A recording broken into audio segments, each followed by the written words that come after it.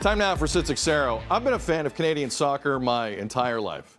And watching a game in Toronto always came with the following caveat. The other team is going to have fans there too. It's Toronto. It's multicultural. It's what makes this the best city in the world. But from a soccer standpoint, it can be problematic. A few nights ago in a World Cup qualifier against El Salvador, BMO Field was half filled with blue shirts supporting the visitors. Canada ended up winning, but some of our guys were not happy. Here's what goalkeeper Milan Borjan said afterwards. Fans which were amazing. I want to say right now, thank you to all the fans that came, like Canadian fans, and we need more of this. We need Canada to wake up, to support this team, because this team can go a long way. World Cup is just right there, we're 1 foot inside, we just have to keep going like this, and this stadium has to be full of red, not blue, green, or whatever. It has to be red, all red, Canadian fans. Here's the deal. In Toronto, you're never going to get all red at BMO. What do you think it's going to be like at BMO if Mexico visits? I've been to those games. A lot of fans all over the world. How about Jamaica in Toronto? A lot of fans all over the world. Good luck with that. If the games are outside of Toronto, you can probably get close to 100% Canadian support. But not here. It's never been the case here. The city is incredibly multicultural. It's amazing. It's never been the case here. So Canada Soccer have a choice. Stage future World Cup qualifiers in the biggest city in the country, or take it outside of Toronto. Based on what I heard the other night, I know where some players stand on that. Andi Petrillo of One Soccer, CBC, and now technically Sportsnet. Andi, can I say Sportsnet? I'm not sure. She's joining us. Andi was field level for both the El Salvador game and the Honduras game over the last week or so. Andi, good morning. Jonathan Osorio of Team Canada after the game the other night also said, quote, "It felt like a road game," end quote, because the El Salvador fans were so loud. You were there. Does that jive with what you heard?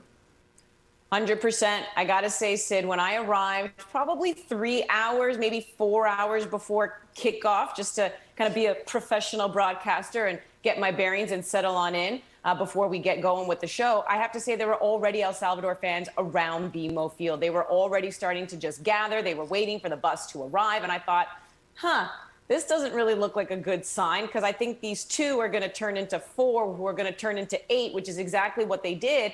And then as the building started to fill up, one side, I want to say the east side, Sid, was very, very blue, more so than in that Honduras game the prior week. So we talked to Canada Soccer about it, actually, and they said as well, because here's the thing, right? They have to work in conjunction with Ticketmaster. They have to figure out where the supporter sections are for the away teams. We know they do that in the pro leagues in Europe. Can Canada Soccer work that kind of partnership with Ticketmaster, right? To say, okay, away fans, you deserve to be here and cheer on your team, but maybe we can control the sections a little bit. Because I believe in that Honduras game, some Honduran fans, not their fault, but got into that south side, as you know, which is all the voyageurs, as they're known, they don't like that.